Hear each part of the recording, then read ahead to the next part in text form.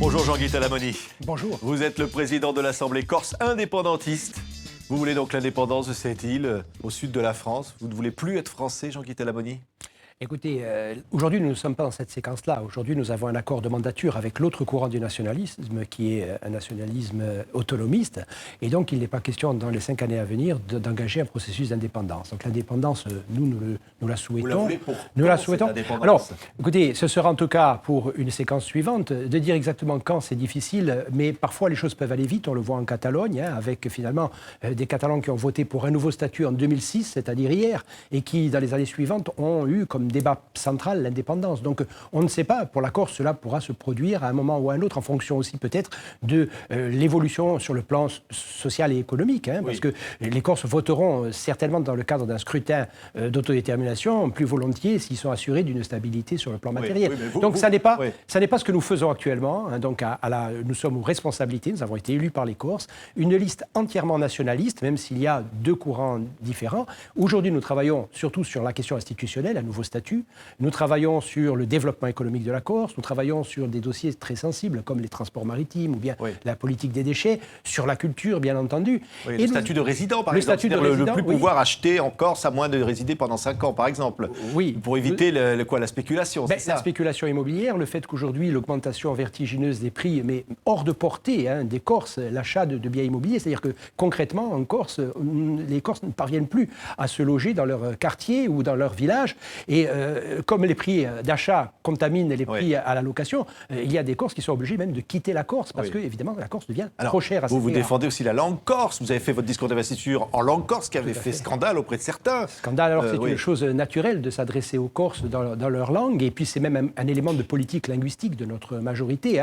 Le fait pour les institutions d'utiliser le corse, c'est aussi une manière d'élever le niveau symbolique de la langue. Et ça a aussi des répercussions sur les pratiques langagières. Ça fait partie de toute une politique en matière linguistique. Jean-Guy Talamoni, vous allez dire quoi aux candidats à l'élection présidentielle en France? Puisque vous-même, vous avez dit que je n'irai pas voter. Vous dites que vous ne vous sentez pas concerné par cette élection française. En principe, nous ne votons pas aux élections présidentielles, mais nous allons dire, en tout cas aux candidats, il faut que celui qui sera choisi par les électeurs français écoute ce que dit la Corse, de façon tout à fait apaisée et démocratique dans le cadre des institutions que nous dirigeons aujourd'hui. Mais nous avons été élus, la règle du jeu a été posée par Paris, la loi électorale, c'est Paris qui l'a faite. Donc, pendant des dizaines d'années, on nous a dit on ne peut pas discuter avec vous parce que vous êtes violent. Et puis, on ne peut pas discuter avec vous parce que vous êtes minoritaire. Alors, s'agissant de l'accusation de violence... c'est fini, le FLNC a déposé les armes. Le FLNC donc, a décidé sa sortie de la clandestinité depuis 2 ans et demi.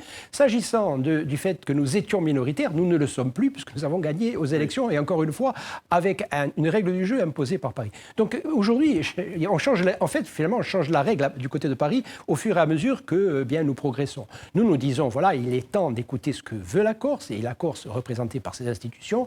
Nous avons demandé à l'Assemblée de Corse, avant même d'ailleurs notre prise de pouvoir, l'Assemblée de Corse a demandé que la langue corse soit co-officielle avec le français.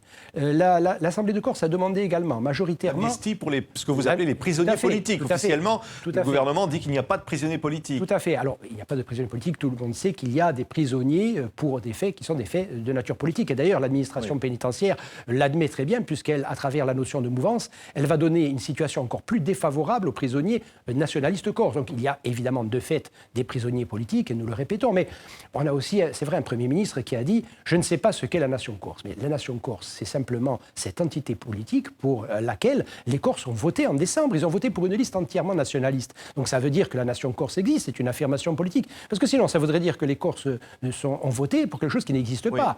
Ça veut dire qu'on ferait peu confiance à la démocratie. Alors, par exemple, vous parlez des prisonniers politiques, vous parlez de Ivan Colonna, donc, qui a été condamné dans l'assassinat du préfet Erignac. Vous dites c'est une vaste hypocrisie, il n'est aucune preuve, il n'est pas plus coupable qu'un autre, on l'a pris lui, on aurait pu prendre un autre. Oui, c'est ça que vous dites. C'est ce que je dis sous l'éclairage du dossier d'ailleurs, puisqu'il y a des éléments qui le mettent formellement en cause, et notamment des témoins des faits. Mais bien entendu, nous allons demander, la position qui est celle de la majorité, c'est effectivement l'amnistie pour tous les prisonniers politiques. Y compris donc Ivan Colonna. Bien entendu. Alors, l'Assemblée de Corse a voté pour l'amnistie à une très forte majorité, donc de 47 membres de l'Assemblée sur 51, et elle n'a pas, elle n'a pas encore travaillé sur les modalités donc, de cette loi d'amnistie. Mais aujourd'hui, du côté de Paris, on ne veut même pas discuter du principe, on ne veut même pas se mettre autour de la table pour discuter de l'amnistie, alors que L'Assemblée de Corse a voté en ce sens à une majorité écrasante. Le Conseil départemental de la Haute-Corse a voté à l'unanimité alors qu'il n'est pas dirigé par des nationalistes. 200 communes sur les 360 que la Corse compte ont déjà voté pour demander l'amnistie, c'est-à-dire qu'en réalité, et puis toutes les semaines, il y a de nouvelles délibérations. Ça veut dire que 95% de la société corse, y compris d'ailleurs nos adversaires historiques, nos ennemis même, demandent la loi d'amnistie pour tourner la page. Paris devra l'entendre. Oui, alors, ce sera peut-être après les élections présidentielles. Mais si Paris ne l'entend pas, parce que vous dites finalement le FLNC a déposé les armes, mais vous dites c'est pas une victoire pour la France, au contraire c'est une victoire pour le FLNC d'avoir pu poser les armes. Ça veut dire quoi? Ça veut dire que c'est provisoire, que si vous n'êtes pas entendu, on peut ressortir les armes? Non, il ne s'agit pas de cela.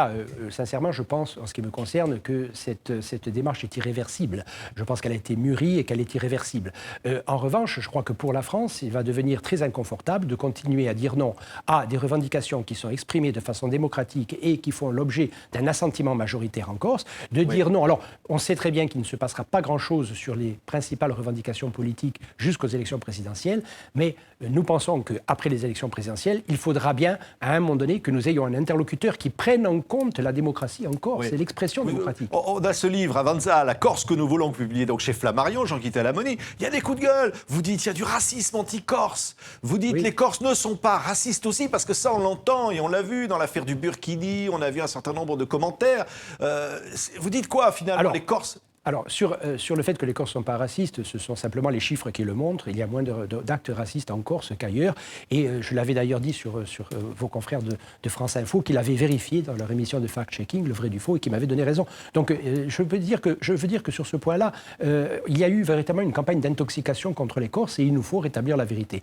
S'agissant du racisme anti-corse, là aussi, ça ne concerne pas une majorité des Français. Il y a, évidemment, en France, il y a des racistes anti-corse, anti-arabes, antisémites, etc. Ça existe. En Corse aussi, il y en a quelques-uns, un petit peu moins qu'ailleurs, je crois.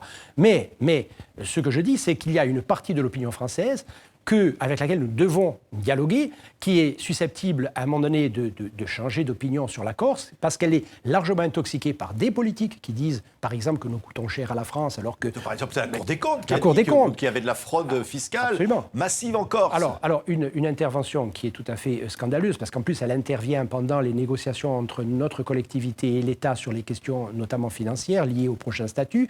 C'est une intervention politicienne de la Cour des comptes, et ce n'est pas sa vocation. Elle dit des contre-vérités sur les avantages prétendus que nous aurions, alors qu'en réalité, la Corse aujourd'hui a un régime dérogatoire qui est évidemment validé par le droit européen, puisque nous rentrons tout à fait dans le cadre de l'article 174 du traité sur le fonctionnement de l'Union européenne. Nous sommes une île, nous sommes une montagne avec une faible démographie. Un seul de ces trois critères suffirait pour que nous ayons un cadre dérogatoire et nous réunissons les trois critères. Je veux dire qu'aujourd'hui, nous sommes dans une situation où véritablement la France, si elle respecte le droit européen, est obligé de laisser un cadre dérogatoire pour la Corse. Jean-Guy Talamoni, dans ce livre, vous parlez du Québec, la Révolution tranquille. Vous voulez finalement adapter à la Corse ce que le Québec a fait pour son indépendance, d'ailleurs qu'il n'a pas obtenue. Bien, ce qu'il a fait pour sa langue en 1977, ce qu'il a fait pour son indépendance aussi, avec des scrutins d'indépendance. Mais nous, notre révolution tranquille, c'est aujourd'hui une révolution tranquille. Elle n'a pas toujours été tranquille, la révolution en Corse. Il a fallu 40 années de conflit, que nous assumons parfaitement. Mais aujourd'hui, nous avons tourné la page parce que nous pouvions tourner la page, parce que la société corse était prête, parce que les choses avaient évolué. Et aujourd'hui, nous sommes dans une démarche tout à fait tranquille, apaisée, dans un cadre démocratique. Comme au Québec, alors? Alors, comme au Québec, oui, c'est un clin d'œil au Québec, mais le Québec nous a beaucoup intéressés, notamment sur les questions linguistiques. Parce qu'on voit bien, par exemple, que l'officialité de la langue française et tout ce qui a été fait à partir de 1977 dans le cadre de la loi 101, ça a porté ses fruits. C'est-à-dire qu'on a non seulement, bien entendu, fabriqué des francophones au Québec, mais on a fabriqué des Québécois, parce que la langue apporte les valeurs de la société. Donc, eux, ils voulaient garder la langue française, comme vous voulez garder la langue corse. En fait. Nous voulons garder la langue corse, et aussi la langue française, d'ailleurs. Nous voulons aussi, nous n'allons pas, même si demain la Corse est indépendante, eh bien, nous n'avons pas renoncé à cette langue qui est magnifique, que nous parlons, cette culture, aux auteurs français. Il n'est pas question d'y renoncer. À la francophonie. La Corse a un rôle à jouer. Mais la Corse indépendante, dans la francophonie. Mais vous savez, nous avons déjà des auteurs de premier plan qui gagnent le prix Goncourt ou le prix du roman de l'Académie française et qui sont corses. Donc je veux dire que pourquoi voulez-vous que nous abandonnions cette part de nous-mêmes? En revanche, nous avons notre langue qui est le corse, qui est notre langue nationale, qui nous vient du fond des âges et que nous voulons bien entendu développer comme la langue de la Corse. Merci beaucoup. Merci à vous. Jean-Guy Talamoni. Avanza, la Corse que nous voulons est publié chez Flammarion. Merci d'avoir été notre invité. Merci.